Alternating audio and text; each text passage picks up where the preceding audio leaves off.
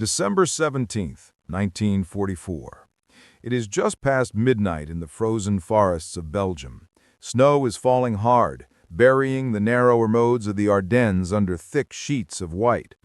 A single military truck growls through the storm, its engine straining with each icy mile. Inside the cab, a driver grips the steering wheel so tight his knuckles have turned white. He is lost. Somewhere behind enemy lines, perhaps. His map is useless now, ripped at the edges, soaked with sweat, smeared with dirt. Road signs are gone or twisted. Radio silence has been ordered. His unit does not know where he is, and he has no idea where the front line really begins or ends. But in the back of his truck is a payload more precious than gold. Thousands of gallons of high-octane fuel.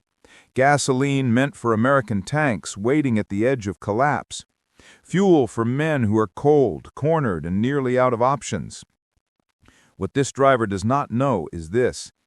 If he turns back now, if he runs out of fuel himself, or if he is captured, then the German army, yes, the last desperate push of Hitler's elite panzer units, may break through the Allied front. And if that happens, the war in Europe could change. But somehow, against all odds, this wrong turn will become the turning point in one of the most brutal battles of World War II. This is the forgotten story of a man who was never meant to be a hero, a driver who went the wrong way and brought the right thing to the right place at the exact. The Ardennes, a forested stretch of hills, rivers, and icy ravines along the border of Belgium and Luxembourg. For most of the war, this region was considered quiet, too dense for tanks, too cold for long campaigns. That is exactly why Adolf Hitler chose it. On December 16, 1944, under the cover of darkness and snow, over 200,000 German troops surged through the trees. They were backed by over 1,000 tanks and armored vehicles. Their goal? Punch a hole through the Allied line, rush to the Belgian port of Antwerp, and split the American and British forces in two. This offensive would come to be known as the Battle of the Bulge. But it was not just the sheer numbers that made this attack terrifying. It was the speed. The Germans planned to strike fast, before the Allies could regroup. They relied on secrecy, surprise, and fuel. Their armored columns had enough gasoline for just a few days of rapid advance. If they moved too slowly or ran out, they would be stranded. On the American side, panic began to ripple through the front lines. Entire regiments were caught off guard. Communication lines snapped. Villages were overrun. But in the chaos, another problem emerged. The Allies themselves were running low on fuel. Behind every Sherman tank, every jeep, every artillery piece, there was one vital element: gasoline. Not courage, not firepower, not even leadership, fuel. And without it, even the most powerful army in the world could be stopped cold. When German forces began targeting Allied fuel depots, capturing or destroying them, panic turned into paralysis. There were stories of entire battalions stranded, their tanks useless, their guns silent, because the trucks carrying their gasoline never arrived. That is where our story begins. Not on the front lines, but far behind them, with a man in a canvas-covered truck carrying nothing but fuel and hope, through a storm, through confusion, through roads no one else dared to drive. His name was John Miller. Everyone called him Jack. He was not a hero, not by his own words. He was a truck driver, one of tens of thousands of men whose job was to move fuel, food, and ammunition across muddy European roads. By December of 1944, Jack had been driving nearly nonstop for months. From Normandy to the Siegfried Line, he had hauled barrels of fuel across bombed-out bridges and through villages that no longer existed. Through it all, he kept driving. That was his mission. Fuel was life. When Jack received the order that cold December morning to deliver a full load of high-octane gasoline to an armored division near the town of Stavilo, he did not hesitate. He checked his tires, cleaned his windshield, tied his scarf twice around his neck, then he climbed into his truck, turned the key, and listened as the engine rumbled awake. The road ahead was supposed to be simple: a 3-hour drive, 2 checkpoints, 1 delivery. But nothing in war ever goes as planned. At first, the road seemed familiar, but this one felt off. The trees leaned in too close. The turns came too sharp, and worst of all, he had not seen another vehicle for nearly 20 minutes.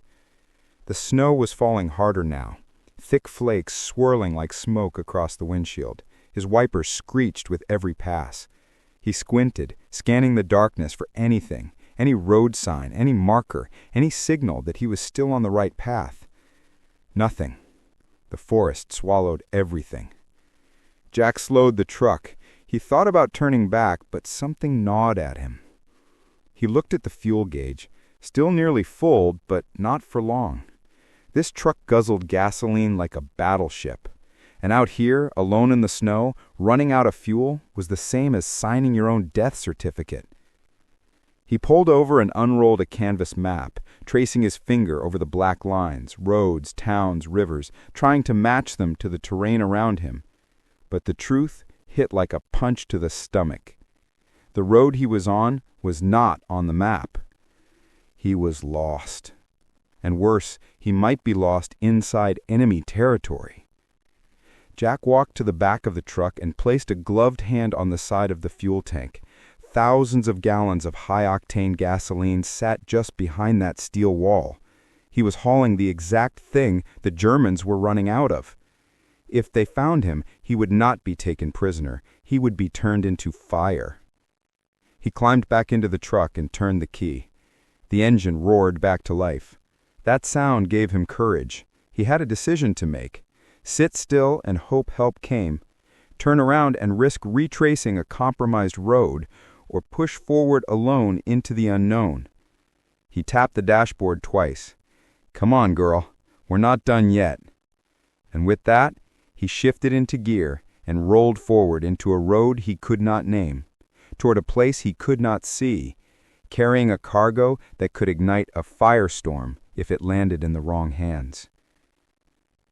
Jack switched off his headlights. He drove by feel, one hand on the wheel, the other gripping a flashlight with a red lens. The silence was absolute. No voices, no birds, no gunfire. It was the kind of silence that made you feel watched, even when you were alone. Then, movement. Far ahead, a flicker of light. He killed the engine. Could be a campfire. Could be enemy soldiers. Could be American. He waited, fingers numb around the grip of his sidearm. The light vanished.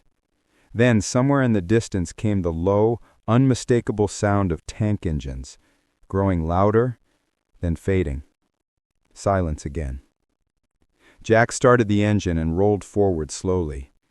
He came to a junction where the road split into 3 narrow paths. No signs, no tire tracks, no markers. He stepped outside and scanned the area. On the trunk of a tree, he spotted something barely visible beneath the frost. Faint paint, a stencil, an American star. Someone had passed through here. He made his choice. Middle road. He followed that path for what felt like hours. Then, after the trees began to thin, he saw it. Barbed wire, stacked sandbags, a low trench half buried in snow. From the shadows, a voice called out, "Halt! Password!"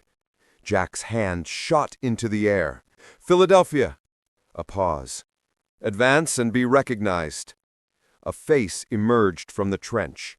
American helmet, M1 rifle. Relief nearly made him collapse. "You're late," the soldier muttered. "We were about to give up on your convoy." Jack shook his head. "I'm not a convoy. I'm alone." The soldier stared at the fuel drums in the back of the truck. "Is that what I think it is?" Jack nodded. "High octane, for the armor division. I got lost." The soldier whistled low. "You have no idea what you just did." They moved fast. Soldiers began pulling off the fuel drums. Cold fingers gripped steel handles. Men with frost-bitten cheeks worked without speaking. This was the final outpost, holding the line before the town of Trois-Ponts, a critical junction that, if lost, would open the door for German tanks to sweep deeper into Allied territory. For 2 days, this position had been barely hanging on. The tanks here, Shermans mostly, had not moved in 36 hours. One by one, the Shermans came alive. The rumble of their engines broke the silence like thunder. Turrets swiveled. Machine gunners climbed into position. A young lieutenant approached Jack. "You came alone?" Jack nodded. The officer looked back at the tanks now rolling forward. "That's impossible." But it was not. It had happened, and it was just in time. Within the hour, German armored units, some of the most brutal and determined in Hitler's arsenal, were spotted moving toward the position. They had already taken Stavelot. They were hungry for fuel, desperate to break through, and they had no idea the Americans had just been refueled. The Shermans rolled out, engines howling, tracks crushing frozen mud. They flanked the road, set up ambush points, and waited. When the Germans came, expecting silence and surrender, they were met with fire. The enemy, stunned by the sudden resistance, fell back in confusion. The fuel Jack had delivered gave those men mobility. It gave them defense. It gave them life. It also denied the Germans the one thing they needed most, fuel of their own. Hitler's entire gamble in the Ardennes depended on speed. Without momentum, the German advance would stall, and when it stalled, it would die. That day, it began to die. Jack Miller never fired a weapon. He never gave an order. He never even left the supply route, at least not on purpose. But the fuel he delivered at the right moment in the right place turned the tide of a critical corner of the battle. When he woke up the next morning, an officer shook his hand. "You saved a battalion," the man said. "You just don't know it yet." Jack never talked much about that day. After the war, he returned to Pennsylvania, married, had 2 sons, drove trucks again, this time with no snow, no gunfire, no risk of ambush. He never asked for medals. He never claimed to be a hero. But the records are there. Fuel was delivered, tanks were refueled, a line was held, and that changed everything. By December 22nd, the German offensive had collapsed. Without fuel, panzers stopped dead in the snow. The elite spearhead abandoned over 100 tanks. The dream of splitting the Allied forces was over. History often talks about battles in terms of generals and orders, of treaties and turning points. But the Battle of the Bulge was not just fought by men in war rooms. It was fought by cooks, by radio operators, by medics, by fuel truck drivers who chose to go forward even when everything told them to turn back. Jack Miller was one of them. And while his name might not appear in strategy reports, his impact is written in the machines that moved, the guns that fired, and the men who lived to fight another day. Sometimes war is not won in a grand charge or a brilliant maneuver. Sometimes it is won because a man refuses to stop driving. Years later, when his grandson asked him about the war, Jack finally told the story. The boy, wide-eyed, asked, "Did you know you were saving people?" Jack had just smiled and said, "I just knew they were waiting." Today, there is no statue of Jack Miller, no memorial plaque along that forest road, but his legacy remains, not carved in stone, but carried in principle. What about you? If you were in that cab, cold, lost, afraid, what would you have done? Would you have stopped? Would you have turned back? Or would you have kept going? Because sometimes history does not need a hero. It just needs someone who refuses to quit.